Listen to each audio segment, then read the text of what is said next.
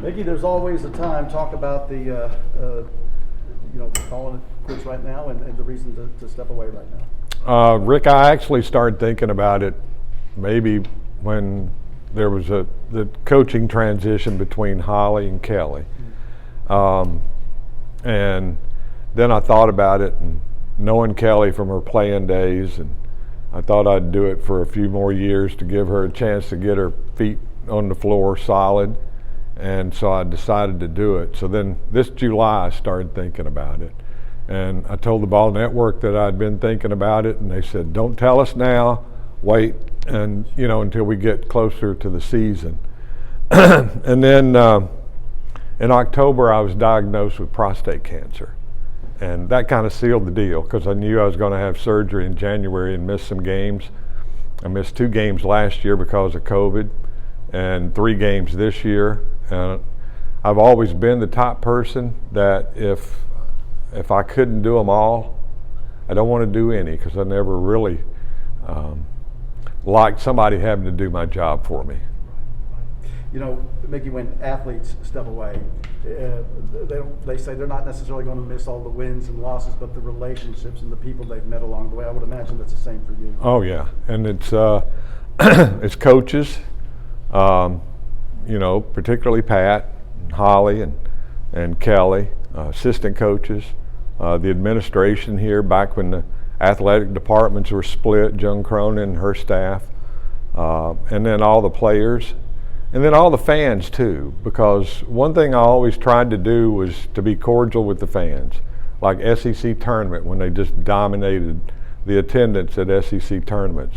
If I was leaving and somebody hollered, I'd stop and talk to them, and we'd talk about Lady Vol basketball. And so those are the things that I'll always cherish, because there's hundreds and hundreds of them that I've been able to form in my 20, 30 years. Over the years, you've had a chance to see the women's game make great strides. Talk about that and what's impressed you the most about what you've been able to watch and call out there on the floor. Well, first of all, it was Pat's vision to get it where it is today. And she was smart enough to know that if she got it to where she wanted it to be, it was going to be a lot tougher to win national championships. I think the days, honestly, of somebody now starting and in the next 15, 20 years win 8 or 11 championships, I don't think you're going to have that anymore. I really don't. And the reason, there's a lot of people that don't understand that. They go by rankings, they go by seeds in tournaments, they go by where the players are ranked in the recruiting class when they come in, and all that stuff you can throw out the window. People talk about this year's team, losing to 3 unranked teams on the road. Well, those teams would be maybe 25 to 30 or 25 to 35. Well, back in the 90s, they would have been in the top 20. And so there's just so many good players and so many good teams. 25 spots won't hold them all. But if you still go by that 25 number, then people are going to be a little bit off on that.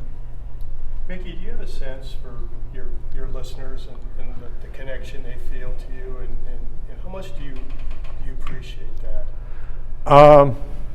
Well, Dan, I always tried to do one thing, and I'll say this first of all. I was trained by one of the best, my father, who he was the best play-by-play guy that people don't know about. And he always told me, he said, the only thing you have to do to be successful is just tell people 3 things, and that's time, score, and where the ball is. And I can remember when I started, I'd say right side, left side, all that. And I remember he called me in my office and he goes, do you have any idea how big a college floor is? And I said, I have no idea. And he said, you need to find out. He said, it's 94 feet long, 50 feet wide, so the right side in front court is 47 by 25. He said, that's a lot of area the basketball could be in. It means a lot more if it's in the corner than it is if it's out near the half court line. And so I tried to do those 3 things. And at the same time, I tried to be a Lady Vol fan like they were sitting in the arena. People talk a lot about how I criticize officiating. Well, fans criticize them. You know, you can tell, and if you're in Thompson Bowling and the fans think that the officials made a bad call, you know, they moan and groan and boo and everything else. And I've always tried to be a Lady Vol fan with a microphone, you know, bringing the games to the people that are listening to it so that they could see it just like they were there. And yeah, that means a lot to me. I'll tell you this, I had a guy when I was in sports radio. He called one morning and said that he just wanted to thank me for doing the games. He appreciated me. And he said, when you do the games, he said, I can see the game. And he said, oh, by the way, I'm blind. And that said it all right there. You covered so many different events. Is there one, maybe it's not a loaded question, but a game or a memory that sticks out to you that you're going to carry on with you? Yes. Of course, of all the Final Fours, all the national championship games, but there's one in particular, and in 96, 97, when the team was struggling, and after an early exit, or an exit in the semifinals against Auburn in the SEC tournament, it was their 10th loss. And I remember that they were just spiraling downhill. And I remember after they got back to Knoxville, I heard a story from multiple people that Pat told them, if you get us to the Final Four, I promise you we'll win it. Now, earlier that year, we lost in Norfolk, Virginia to Old Dominion. And it just so happened we made it to the Final Four, and in the championship game, we played Old Dominion. And I don't think Pat slept for 2 nights. And that game, I saw Tennessee as the most prepared basketball team that I've ever seen in my entire career. They knew exactly what they wanted to do. They knew who was going to throw it, who was going to catch it, who was going to handle it. They knew everything before Old Dominion did it. And we ended up winning the national championship. And it just showed how Pat outworked everybody. And she made that promise, and she kept her promise by winning the championship. Mickey, you've hosted the Pat Semick, Holly Warlick, and Kelly Harper shows, and clearly you and Kelly have some banter going on. What's that relationship with them, behind the cameras, and what did that mean to you? Well, it all started with Pat when I think it was Kevin O'Neill, wasn't it, that started the call-in show for post-game after home games, and Pat decided she wanted to do that, and it was more lighthearted. I enjoyed doing it because it showed a lighter side of her.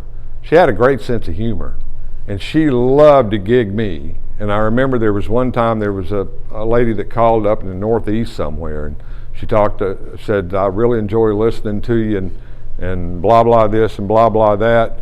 And when I said thanks and she hung up, Pat said, I didn't think we were supposed to have family members call in.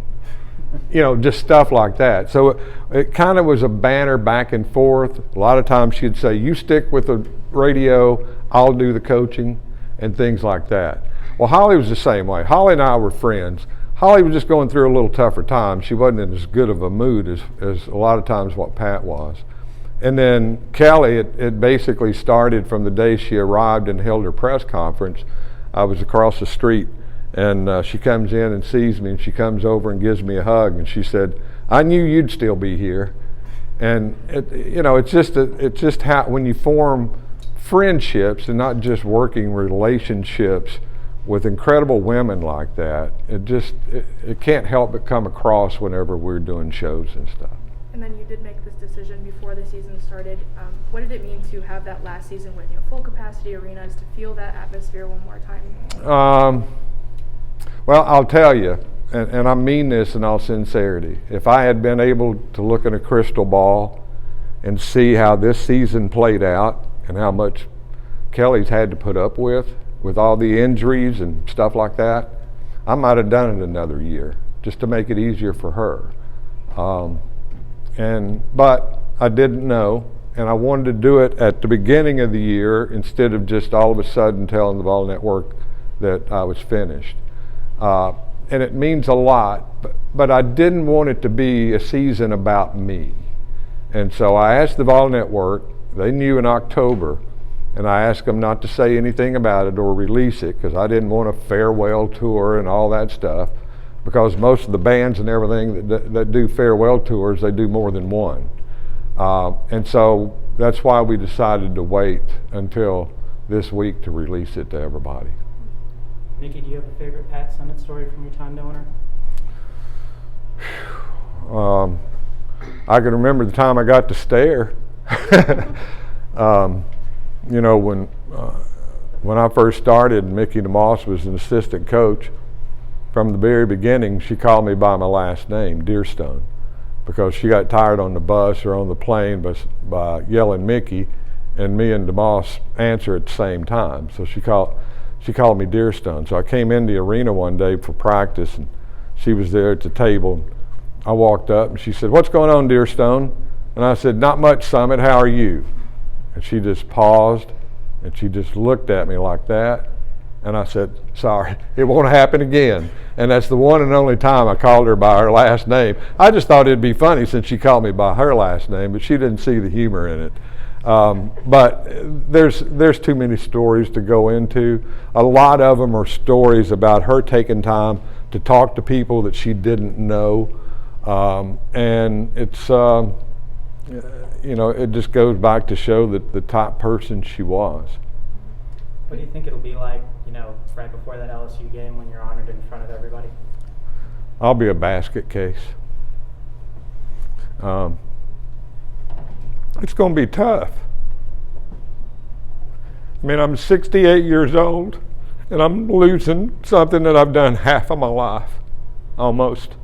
And it's going to be tough. Already is. All right. Thank you, Mickey. All right. Thanks, guys. Thank you.